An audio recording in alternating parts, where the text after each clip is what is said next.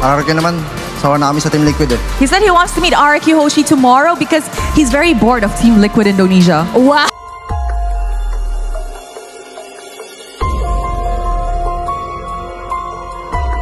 Ngayon nga kapatid ay nakapasok na itong koponan natin na Onyx PH dito nga yan sa SPS Masters para dito sa Grand Finals na kung saan kapatid hindi nga umubra itong koponan ng Team Falcons na inaasahan pa naman nila na makakapasok sila sa Grand Finals para bawian nga itong koponan ng RRQ Hoshi kung ito nga yung nakapasok. Indo fans natuwa dahil sa Indo pa rin ang tropeyo sa SPS.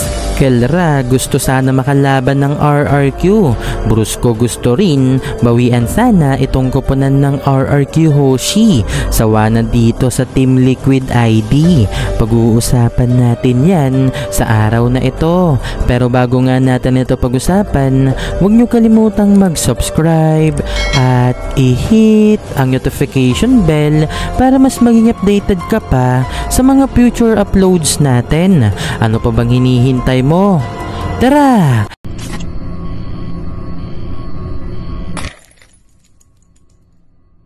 Ngayon nga kapatid ay usap-usapan nga itong performance ngayon ng Onyx PH dito ngayon sa SPS Masters na kung saan beast mode na naman ang mga ito kapatid dahilan kung bakit umabot sila dito nga sa Grand Finals ng SPS Masters. Sa kasulukuyan na nare-record ko nga ito kapatid, nagaganap nga itong bakbakan ng TLID at itong koponan ng RRQ Hoshi. Sa kasulukuyan din ay sobrang laki nga ng kalamangan ng TLID.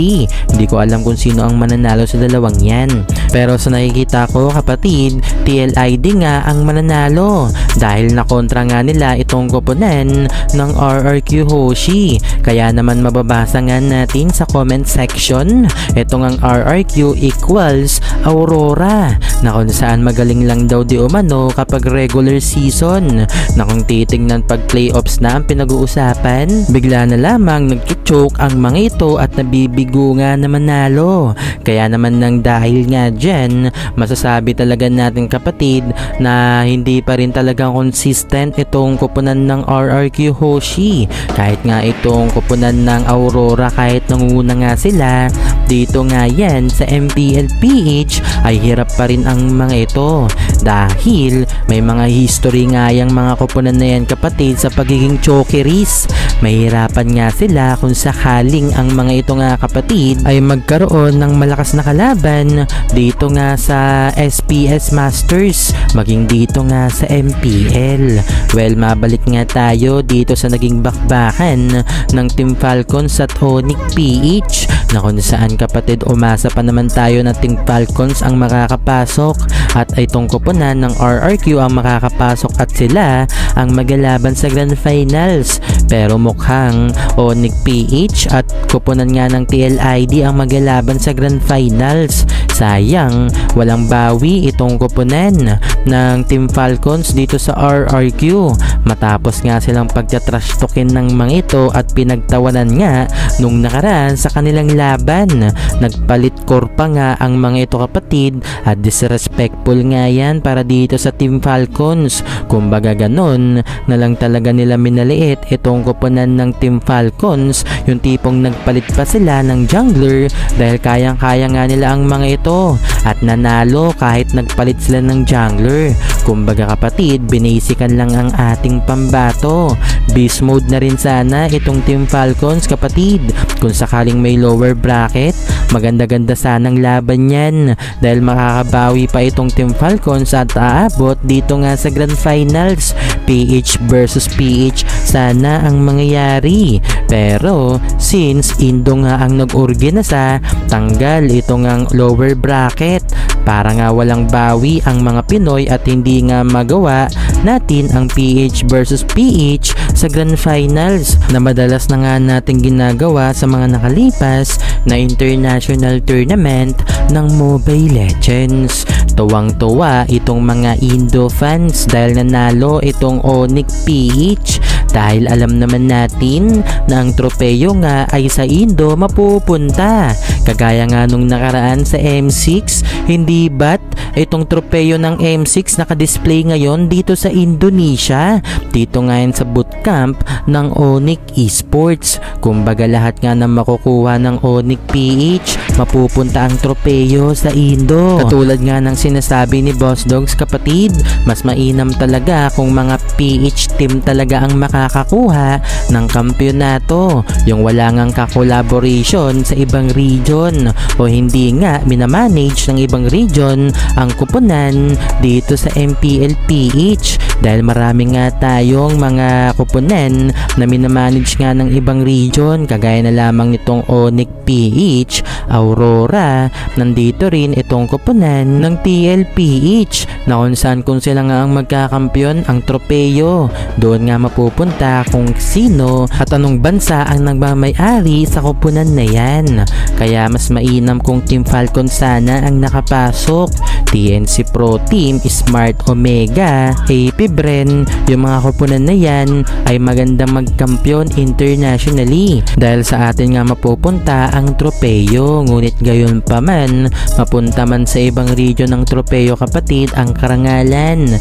Siyempre dito sa Pinas dahil tayo nga ang kinilala ng mga kampyon. Kahit mapunta pa sa ibang region ng tropeyo pero ang karangalan hindi yan nakukuha ng ibang region. Kaya kahit tuwang-tuwa itong mga Indo fans kapatid, syempre kung tayo ang magkakampyon, Pinas ang marerecognize na pinakamalakas pa rin talaga sa kasaysayan ng Mobile Legends.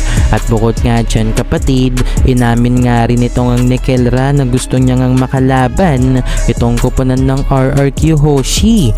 Ngunit mukhang hindi nga ito makakapasok dahil talo-talo nga sila dito sa kuponan ng TLID. Sayang din kung hindi nga makapasok itong RRQ kapatid dahil ito na sana yung pinakamalaking tsansa ulit nitong ni Brusco na talunin ang dati niyang kuponan na RRQ Hoshi. Dahil malaking sampal nga sa RRQ Hoshi ang pangkawalan itong si Brusco na napunta nga dito sa Onyx PH kapatid. Simula nang mapunta sa Onyx PH itong si Brusco na galing RRQ, siya nga ay nakakuha ng kampyonato.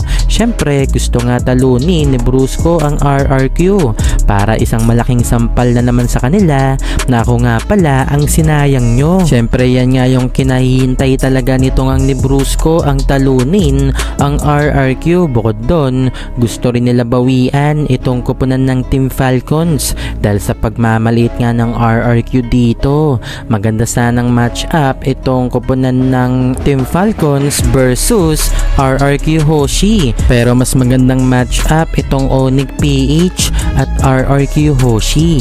Sana nga kapatid ay manalo itong kuponan ng RRQ. Uulitin ko lamang ha, habang nire-record ko ang voice over na ito kapatid, nagaganap nga itong bakbakan ng TLID at RRQ Hoshi. Sana RRQ ang manalo.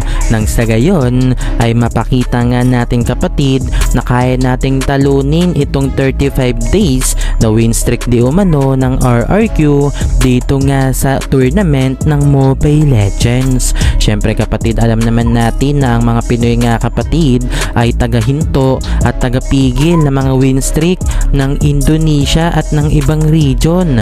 Dahil kung ating matatandaan itong pambato ng SRG kapatid, di umano umabot sa 100 days ang kanilang win streak at hindi natatalo. Pero ang tumuldok sa kanilang pagkatalo kapatid ay ang Pinas. At aasahan nga natin na mangyayari yan kung mananalo ang kuponan ng RRQ. Pero syempre, hindi rin dapat natin maliitin itong kuponan ng RRQ dahil kahit papaano ay kayang-kaya nga nila makipagpalagan ngayon dito nga sa MLBB. Ganyan na lang talaga kalakas itong kuponan ng RRQ Hoshi. Kahit nga itong mga miyembro ng TLPH, nakagaya nga nitong nila sila Carl TC at Sanford ay nabanggit kapatid na napakalakas daw di umano ng RRQ Hoshi dahil nakaka-scream nga nila ang mga ito na kung saan inamin nila na hirap nga sila na manalo sa RRQ kaya nakakatakot din ang kupunan ng RRQ Hoshi ngayon. Ngayon pa man kapatid, marami pa tayong pambato sa MPL PH, hindi lang naman itong kupunan ng Onyx PH at Team Falcons, marami pang ang iba. So kapatid, ano ang reaksyon mo sa video na ito? Makakapagkampiyon nga ba tayo sa SPS Masters? I-comment mo sa baba. Maraming salamat!